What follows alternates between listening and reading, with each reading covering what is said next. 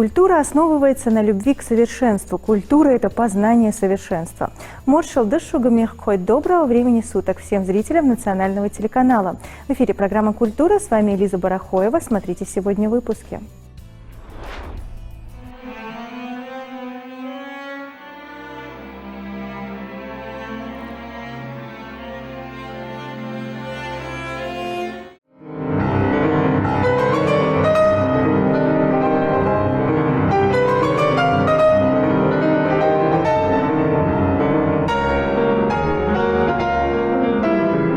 Рим рукоплещет российским музыкантам Адаму и Дале Гуцериевым.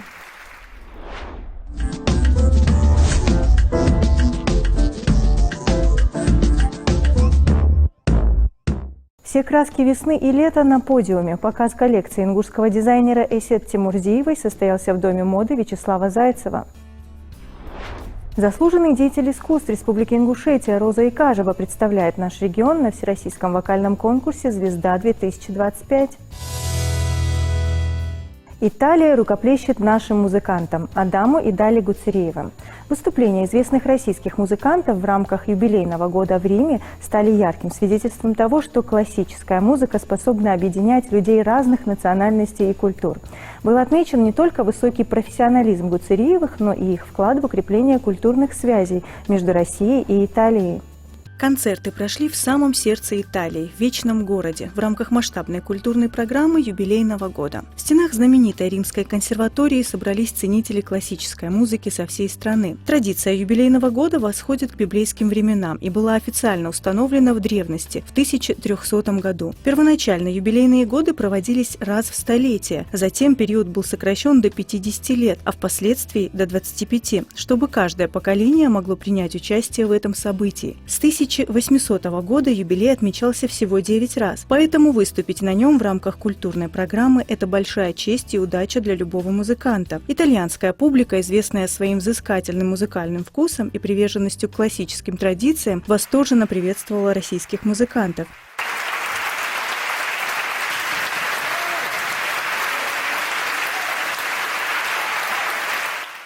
Игру Адама Гуцериева критики назвали поэзией звука, отмечая его способность передавать глубину и сложность произведений Грига и Шопена.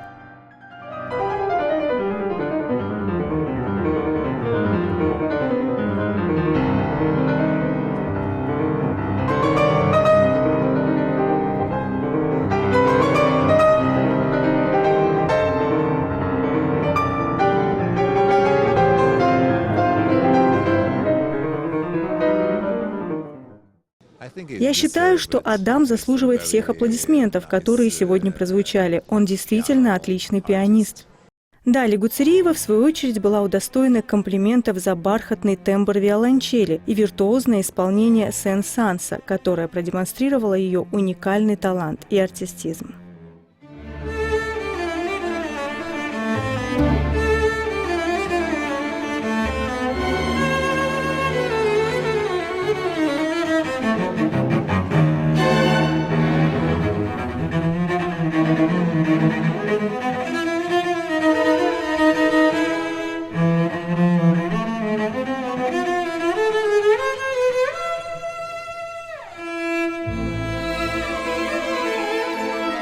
Мы вообще любим классическую музыку и любим этот оркестр и солистку уже слушаем не в первый раз. Поэтому пришли с большим удовольствием. Мы пришли, чтобы насладиться выступлением Дали. К тому же она играет на старинной виолончели гваданини. Это потрясающий инструмент. У меня в руках тоже виолончель гваданини. Мы всей семьей занимаемся созданием виолончелей вот уже 19 лет. Дали прекрасна. Она словно сошла с картины XVIII века. У нее очень романтичный стиль исполнения и классический подход к своему делу. Творчество Адама и Дали Гуцериевых – это уникальное явление в мире классической музыки. Они способны погружать слушателей в атмосферу глубоких эмоций и выразительных музыкальных линий. Каждый из них имеет свой уникальный стиль и интерпретацию. А каждое произведение, которое они исполняют, насыщено чувствами, что делает их выступления особенно запоминающимися, и как результат мелодия, словно глоток свежего воздуха, вдохновляет слушателей и открывает новые горизонты в классической музыке. Впереди много всего, впереди новые достижения, новые стандарты для меня, новые планки, новые желания и в первую очередь достижения, конечно же. Я хочу еще больше концертов, я хочу выступать в новых конкурсах. Да, все впереди. Адам Гуцериев является студентом Московской государственной консерватории имени Петра Чайковского. Музыкальную карьеру начал в 5 лет. Уже в 11 победил на 7-м международном конкурсе молодых пианистов «Амигдала» в Италии. Неоднократный победитель и лауреат престижных международных конкурсов, среди которых Manchester Music Competition Великобритания, Fanny Mendelssohn International Competition Германия, Оден Дания, 6-й музыкальный конкурс во Франции и многие другие. Адам регулярно гастролирует за рубежом, имеет опыт сольных выступлений с ведущими оркестрами и дирижерами мира. Красота его творчества трогает людские сердца, а его талант восхищает даже самую искушенную публику. Для меня очень важно выступать в юбилейный год в Италии. И в целом Рим — это очень важный город, и Италия очень важная страна для музыки, естественно. Поэтому для меня это огромная честь и огромное удовольствие, радость. А учитывая то, как отреагировала публика на мое выступление, я не могу даже подобрать слова. Реакция публики, аплодисменты, цветы, браво. Я получил для себя лично подтверждение, что я хорошо выступил, и людям это понравилось, а это для исполнителя главное. Пианист Адам Гуцериев прославился своим виртуозным мастерством и глубоким пониманием музыкального материала. В Риме он представил концерт для фортепиано с оркестром Эдварда Грига и этюд Шопена. Его игра отличалась не только технической безупречностью, но и проникновенной эмоциональностью, покорившей сердца слушателей.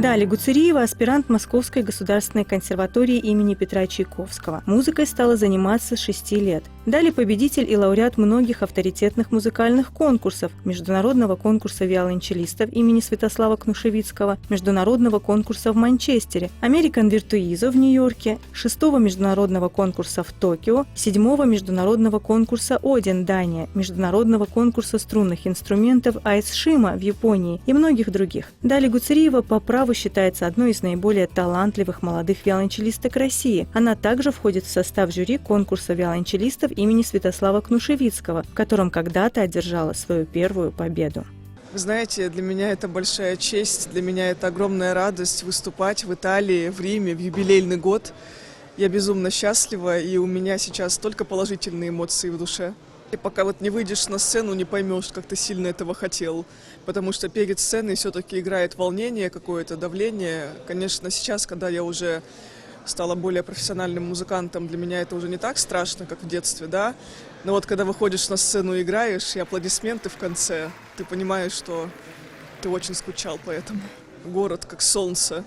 Прекрасный город, прекрасная публика, прекрасная сцена, оркестр потрясающий. Я просто в восхищении, я очень счастлива. Дали Гуцериева исполнила сложнейшее произведение Камиля Сен-Санса. Ее выступление продемонстрировало зрелое мастерство, тонкое чувство стиля и яркую индивидуальность.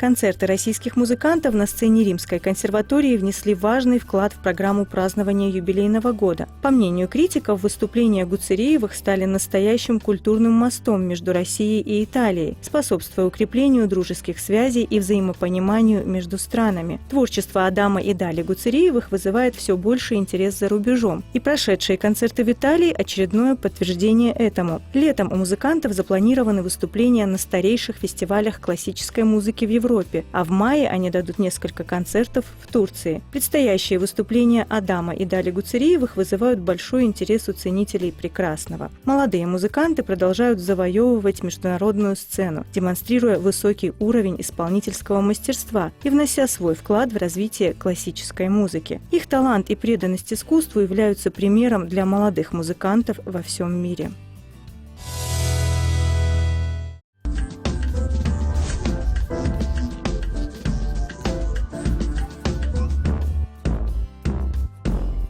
Очень солнечная коллекция, радостная, такая молодежная, про молодость, про красоту, про веселье. Такие ребята хорошие, все веселые, замечательная коллекция. Сразу хочется лето, отпуск, море. Я хотела этого, и я этого добилась. Комментирует в социальных сетях свой показ коллекции одежды в Доме моды Вячеслава Зайцева начинающий дизайнер Эсет Тимурзиева. Мы пригласили талантливую землячку к нам в студию, чтобы пообщаться поближе. Эсет, здравствуй. Здравствуйте. Нам бы хотелось узнать о тебе побольше информации. Где училась, с чего началось увлечение? Если начинать с самого начала, увлечение было с самого детства. Я очень хотела, чтобы... То есть я всегда представляла, что я иду по подиуму, сзади идет моя коллекция. В принципе, через несколько лет это и осуществилось. Окончила я институт дизайна в Нальчике, затем, то есть дипломная работа была тоже яркой. И родители пришли к тому, что здесь мне оставаться незачем, что мне нужно развиваться, и отправили меня в Москву.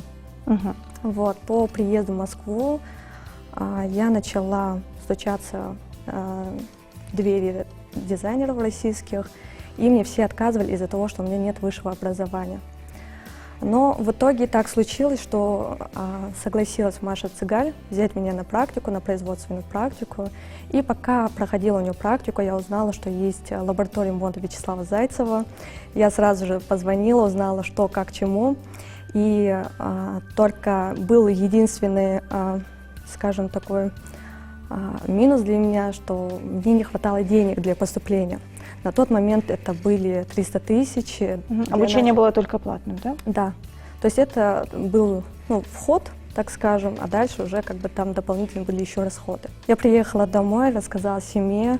Мама сказала: ой, Ась, извини, забудь, то есть у нас нет этих денег. Через какое-то время мама все равно передумала, подошла и сказала: Ась, мы найдем деньги, если ты хочешь учиться, давай. И я сказала: нет, я заработаю их сама, потому что я очень ответственный человек, и я знаю, что меня бы моя совесть замучила, если бы мои родители взяли такую крупную сумму из-за меня. Опять же, я не знаю, что будет, как все сложится. Вот. В итоге я вышла на работу, начала прям усердно работать. И, Здесь у нас в Ингушетии? Нет, это в Москве все происходило, да. И это была сеть, аутлет. Там меня взяли продавцом-консультантом, и через месяц меня начали уже повышать на кассира, на должность менеджера. То есть я начала в этой компании довольно быстро расти. Там одежда была представлена? Да. То есть вы уже среди этой всей красоты были и как бы подпитывались? Это был не просто бутик-магазин, а это аутлет был, где было собрано 1000 брендов разных. И, соответственно, там есть и мировые бренды, и российские бренды. Соответственно, я в этом копалась, так скажем. Не случайно выбрали, получается, чтобы как так бы заодно сложилось, и развиваться. То есть самое интересное, не я выбрала эту компанию, а они выбрали меня. То есть позвонили они сами, предложили мне работу. И так сложилось, что я вышла к ним на работу. Меня начали довольно быстро повышать. Я была довольно хороша в своей работе. Когда меня уже хотели повысить на должность менеджера торгового зала... Нужная сумма собралась для учебы, да? И я сказала: извините, то есть я на тот момент отказалась от этой должности, потому что я в сентябре уже планировала выйти в школу Вячеслава Зайцева. Соответственно, а там график 5-2, с 10 до 5 нужно было обучаться, и, соответственно, на работу особого времени и не хватило бы. Но мой директор предложила мне, что они подстроятся под меня, лишь бы я не уходила от них. В итоге я согласилась, и таким образом я и получила повышение, и поступила в школу Вячеслава Зайцева. И возможность учиться. Что эта школа дала? Она дала очень много, потому что в России таких школ у нас нет. Это годовое обучение, которое в основном выстроена на практике. То есть там нету этой теории. И в этом плюс. Да. И в этом огромный плюс. Плюс еще в том, что это все-таки не просто какая-то школа, а это школа Вячеслава Зайцева. Он довольно популярный человек. Имя уже есть. Имя уже есть, да. Как его называют, это у нас наш русский Диор. Как бы. Мы только вступили на обучение, и все девочками, пока мы обедали, девочки предложили такую идею отпраздновать выпускной в Париже. Я сижу, думаю... Звучит фантастически, да? Звучит очень классно, красочно, но я себя чувствовала Золушкой среди принцесс, потому что только я одна оплачивала свое обучение за свой счет. Всем кто-то оплачивал, либо родитель, либо муж, либо парень, то есть у всех были спонсоры. Вот. А я и училась, и работала одновременно, и, соответственно, для меня это было довольно сложно. Но Париж заслужили, как никто другой. Спасибо. Вот. В итоге мы поделились этой мыслью с преподавателем, и они сказали, что в феврале проходит всемирная выставка «Премьер-визион» в Париже. Что мы... Как раз совпало, да? Да, и они предложили поехать на эту выставку. Это огромная выставка, где представлены очень много разных текстильных компаний, фурнитуры, то есть это вот прям мировые бренды, то есть это те компании, с которыми работают мировые бренды, Dior, Chanel и так далее. Вот, соответственно, опять же, я понимаю, что у меня с деньгами никак не получится. Все-таки я решила взять еще подработки и все-таки накопила на эту поездку. Эта поездка была в феврале у нас, получается. Вот, в итоге мы поехали на эту поездку. 3 дня мы были на выставке, и оставшиеся 3 дня мы посетили музей Ив Сен-Лоран, посетили эту галерею Помпиду, и плюс еще у нас была знакомая, которая работает в университете в Париже. Ее зовут Ася, и она нам сделала экскурсию по университету, именно дизайнерский университет в Париже. Вот. И это вдохновило, возможно, на ту самую яркую, как говорят критики, солнечную коллекцию. Она действительно очень красивая, очень позитивная. Глядя на эти наряды, просто хочется жить и радоваться жизни. Вот у меня лично такие эмоции вызывает. Самое интересное, когда я до поездки в Париж, я думала, что у меня, скорее всего, будет коллекция из постельных тонов. Но как только я приехала из Парижа, я понимаю, что я вижу только яркие оттенки. То есть все очень сильно поменялось. Мои взгляды, воображение начало играть по-разному. То есть, как называется сама коллекция? «Оранжевое море». «Оранжевое море», да. Здорово, да? Апельсиновое даже, да? Да.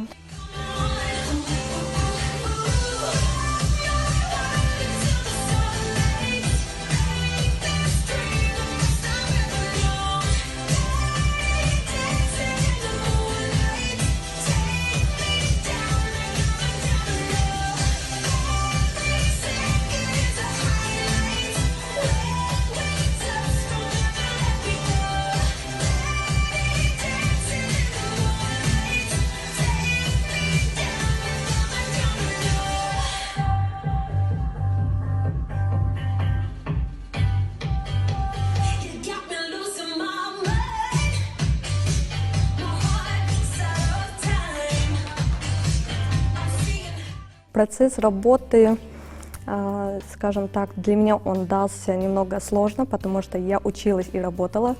Соответственно, я с 10 до 5 училась, с 6 до 10 я подрабатывала, соответственно, работала.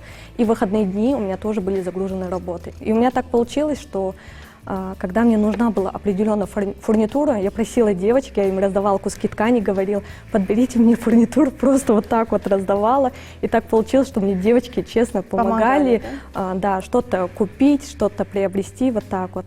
Ну и, соответственно, над коллекцией приходилось работать очень много, потому что ночами, потому что другого времени у меня практически не было. Какие планы на ближайшее будущее? Планы есть. Я так скажу, период, когда я переехала в Ингушетию, он у меня был немного переломным, так скажем. Я потеряла близкого человека, и, соответственно, это очень сильно оказалось на меня влияние. И, соответственно, на тот период я практически забыла про свое продолжения. Ну, и настроения не и было. настроения как бы не было. То есть я была максимально опустошена и абсолютно об этом не вдумалась. Сейчас на данный момент так сложилось, что я, в принципе, и не планировала выходить на телевидение, но так карты сложились, что я вот здесь Мы теперь. сами вас нашли. Да, то есть я теперь здесь, и я считаю, что если я вот сейчас здесь стою, то есть должно быть какое-то продолжение. Обязательно. Да, Дал Эндели. Вот, поэтому как-то громко говорить о своих планах не буду, поэтому пока промолчу, и Дал Эндели вы это увидите уже сами. Но мне кажется, громко и ярко скажут ваши последующие коллекции, поскольку какое начало, такое, как правило, и бывает продолжение. Яркое, красивое и достойное. Мы желаем удачи в работе. Белесхал, Баркал. Как мы не раз отмечали, 2025 год в России ознаменован годом защитника Отечества и юбилеем победы советской армии над фашистским захватчиком. Через призму творчества можно очень ярко увидеть трагические события тех лет. В Ингушском государственном драматическом театре имени Идриса Базоркина проходят репетиции спектакля, приуроченного к 80-летию победы в Великой Отечественной войне. «Когда гибнут сыновья» – это не просто постановка, это дань уважения героям, защитникам Отечества, которые отдали свои жизни за свободу и независимость нашей страны. Пьеса обещает стать волнующим повествованием о мужестве, стойкости и несломленной вере в победу, отражая трагизм войны через судьбы простых людей. На данном этапе актеры театра проводят много времени на репетициях, оттачивая свое мастерство и стараясь максимально вжиться в образ. Под руководством опытного режиссера они погружаются в атмосферу тех лет, чтобы передать зрителям всю глубину переживаний и чувств героев. Каждый жест, каждая интонация тщательно прорабатываются, чтобы создать реалистичную картину событий. Премьера показа состоится на сцене муниципального дворца культуры города Назрань. Ожидается, что спектакль вызовет живой отклик у зрителей, напомнив о важности сохранения памяти о героях Великой Отечественной войны и о цене мирной жизни. Постановка призвана воспитывать у молодого поколения чувство патриотизма и уважения к истории своей страны. Заслуженный деятель искусств Республики Ингушетия Роза Икажева представляет наш регион на Всероссийском вокальном конкурсе «Звезда-2025». Очередной сезон конкурса проходит еженедельно с 5 апреля текущего года. В течение этого времени телезрители смогут услышать голоса талантов всей России, стран БРИКС и СНГ, а также окунуться в атмосферу красочного и яркого шоу. Мы, в свою очередь, желаем нашей представительнице удачи. Будем ее поддерживать и болеть за нее. А для этого необходимо следить за эфирами проекта. Я в темноте лечу, а на пути не различу. Я в темноте лечу, а на пути не различу. Я в темноте лечу, а на пути не различу.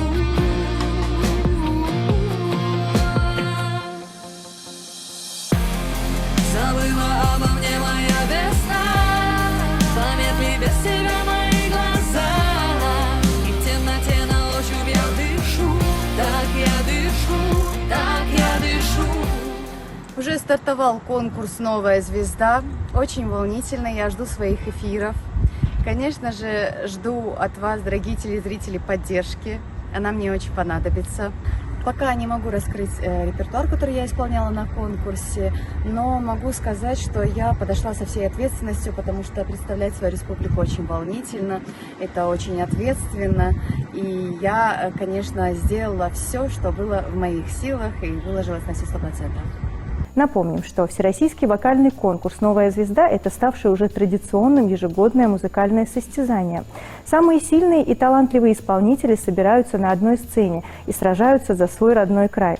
Масштабное голосование телезрителей по всей стране и мнение знаменитых экспертов в области музыки определяют сильнейших вокалистов. Конкурс проводится при поддержке Министерства обороны и Министерства культуры Российской Федерации. «Россия твоими глазами» стартовал международный конкурс видеороликов, в котором может принять участие каждый, кто имеет творческое видение. Конкурс направлен на повышение интереса к обширному туристическому разнообразию России путем сбора и демонстрации видеоконтента о путешествиях по стране. Отбор победителей будет проводиться по следующим номинациям: от Калининграда до Камчатки, культурное наследие, невероятная Россия, лицо города, профессиональный ракурс, народы России, гастрономические традиции и яркие события. Актуальная информация об условиях и правилах проведения конкурса доступна на сайте «Россия твоими глазами.ру». .рф. Успейте подать заявку на участие до 12 июня текущего года. Верьте в себя и верьте в свои мечты. До новых встреч на телеканале «Магаз».